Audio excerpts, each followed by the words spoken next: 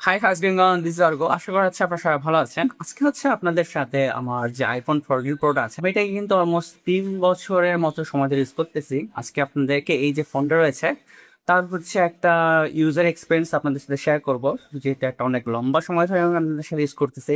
এবং তার সাথেও হয়তো বা আপনাদেরকে এই যে আইফোন 14 প্রোটা 2026 সালে এসেও পারচেস করাটা ঠিক হবে কিনা, তো সেক্ষেত্রেও হয়তো বা আপনাদেরকে হেল্প করতে পারে। সো আর বেশি কথা না বাড়িয়ে মূল যে ভিডিওটা রয়েছে তো সেখানে চলে যাওয়া যেতে পারে। তবে 3 বছরে আমি কিন্তু এই যে ফোনটা রয়েছে আর কি অ্যাভারেজের থেকে বেশি এবং হেভি ইউজের একটা মাঝামাঝি পজিশনে আমি আসলে ফোনটাকে ইউজ করেছি।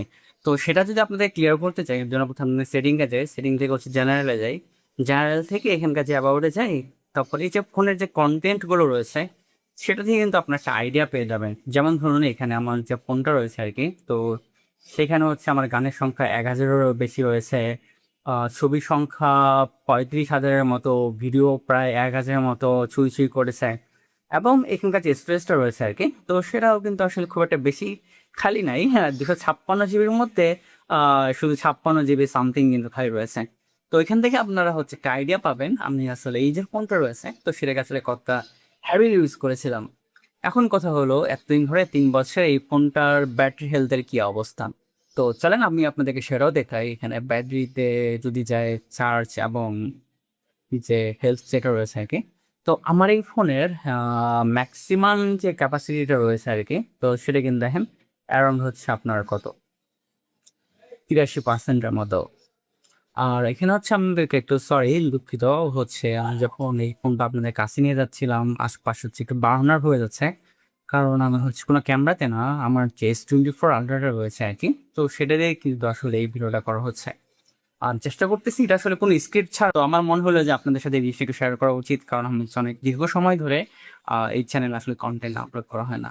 তো এখানে যে ব্যাটারি ক্যাপাসিটিটা রয়েছে সেটা হচ্ছে এখন 83%-এর মতো। আমি চেষ্টা করবো এই যে কন্টেন্টগুলো আমরা মানে বলার সাথে সাথেও হচ্ছে একটা ভিডিও করে দেওয়ার।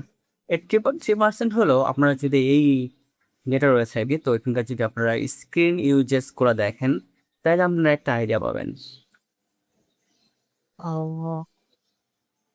ভিউ কোয়ালিটি ইউজেস, তো আপনারা দেখেন এই যে প্রিভিয়াস দিনই হচ্ছে আমি এখানে 96% ব্যাটারি ইউজ করেছিলাম, তো এখানে কিন্তু আমি স্ক্রিন অন টাইম যেটা রয়েছে তো সেটা কিন্তু অ্যারাউন্ড পেয়েছিলাম হচ্ছে 3.5 ঘন্টার মতো।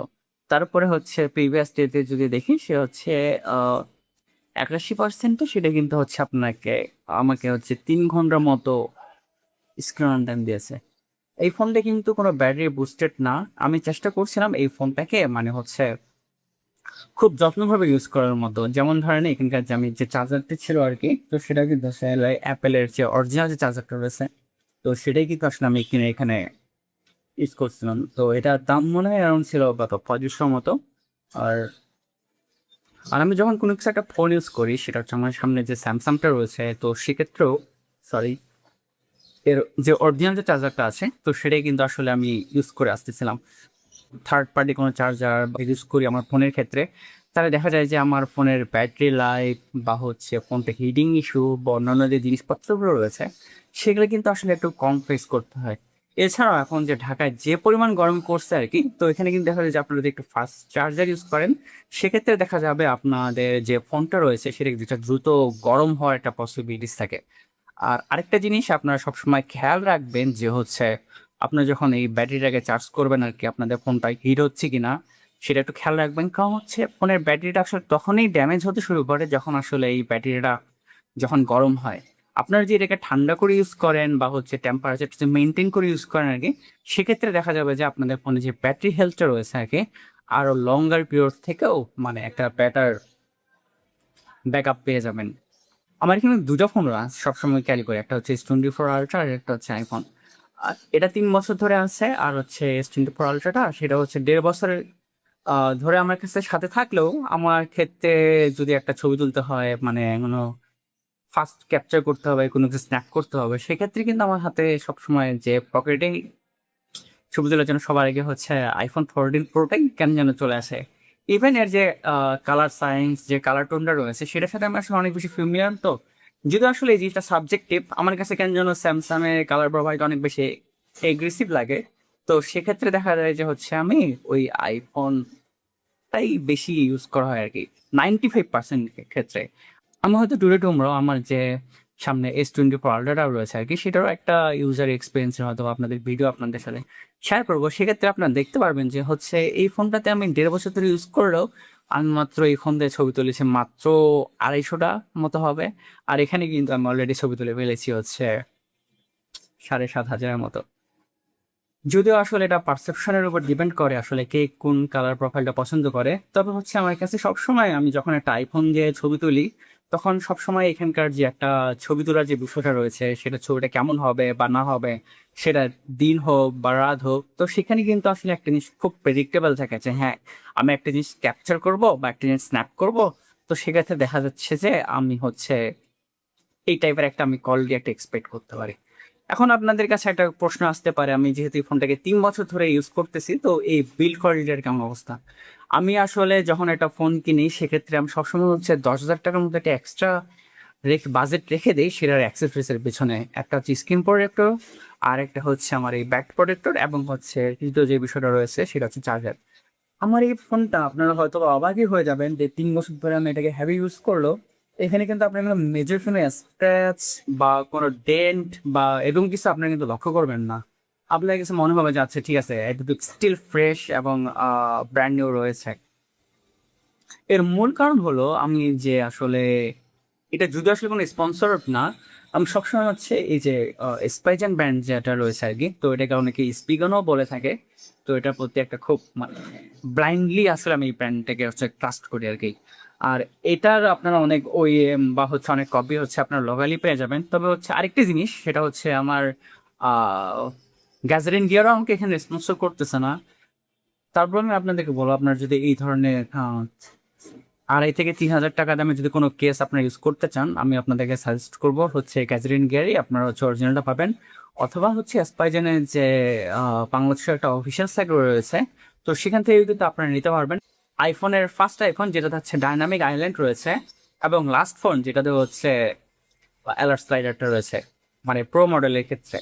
আর তো এখন আপনাদের কাছে একটা কোশ্চেন আসতেই পারে, এতদিন ধরে আমি এই যে ফোনটা ইউজ করতেছি, তো সেটা আসলে আমি কেন এখন পর্যন্ত আসলে আপগ্রেড করিনি। এর মূল কারণ হচ্ছে যে জিনিসগুলো আমার প্রয়োজন আর কি, তো সেই জিনিসগুলো আসলে এই ফোন দিয়ে হয়ে যায়। আর এছাড়া হচ্ছে একটা অ্যাপেলের যে ইন্টেলিজেন্স নিয়ে আসলে একটা খুব একটা ফ্যাসিনেটিং থাকলেও এআই যে এসেছে কাইন্ড অফ এখন হচ্ছে একটা খুব একটা ইউজ টু হয়ে গেছে। কারণ হচ্ছে আমার S24 আলট্রাতেও যে গ্যালাক্সি আইটা রয়েছে সেটা আসলে অনেক ভালোভাবে কাজ করে। আর তাছাড়াও এই ফোনটা আমি চেঞ্জ করার জন্য কনসিডার করতাম যদি হচ্ছে অ্যাপেলের যে এআইটা রয়েছে সেটা যে ফিক্সড হয়ে যেত আর কি, তাহলে হয়তো বা আমি 16 বা 17 প্রোতে যে থাকতাম। যদি আসলে 17 প্রো না, আইফোন এয়ারের প্রতি একটা ফ্যাসিনেশন আছে আর কি, যে চেঞ্জ করি হয়তো বা আমি সেখানে যাব। কিন্তু সোফার এখন পর্যন্ত আমার যে কাজগুলো রয়েছে তো সে কাজ আমি চালিয়ে নিতে পারতেছি। ইভেন এখানকার যে যত প্রকার সফটওয়্যার আপডেট আর কি, আপনার মেজর বলেন, মাইনর বলেন, বেটা বলেন, পাবলিক বেটা বলেন, ডেভেলপার বেটা বলেন, যত প্রকার আপডেট রয়েছে আর কি সবগুলো কিন্তু আমি আসলে এই ফোনেই ট্রাই করে থাকি। এবং বেঞ্চমার্ক বা যত প্রকার হেভি জিনিস যেগুলো রয়েছে সেগুলো কিন্তু আমার 3 বছর ধরে আমার এই যে ফোনটা রয়েছে সেটা কিন্তু এখন হচ্ছে আমাকে সার্ভিস দিয়ে যাচ্ছে।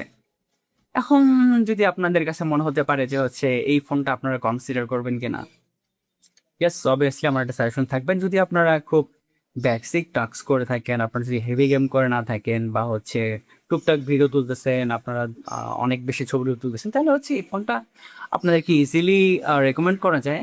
এবং এই ফোনটা রয়েছে আর কি, এই ফোনটা কিন্তু বেশ হেভি একটা ফোন আর কি। এর পরবর্তী যে ফোনগুলো রয়েছিল সেগুলো কিন্তু টাইটানিয়াম থেকে তারা হচ্ছে আবার অ্যালুমিনিয়ামে সুইচ করেছে। এর ফলে সেই ফোনগুলো কিন্তু বেশ লাইট ওয়েট হলেও এই ফোনটা কিন্তু আসলে বেশ heavy weight. So I think আপনারা যদি কোনো অ্যান্সার খুঁজে থাকেন আইফোন 14 প্রোর ক্ষেত্রে, সেটা হয়তো বা আপনারা পেয়ে গেছেন। তো আজ এই পর্যন্তই, এতক্ষণ আমি আপনাদের সাথে ছিলাম অর্ঘ। যদি ভিডিও ভালো লাগে থাকে ভিডিওতে একটি লাইক, আর যারা এখন পর্যন্ত আমার চ্যানেল সাবস্ক্রাইব করেননি আশা করা হচ্ছে আপনারা আমার চ্যানেল সাবস্ক্রাইব করবেন। আর সব অনেক ভালো থাকবেন। Tata, bye bye.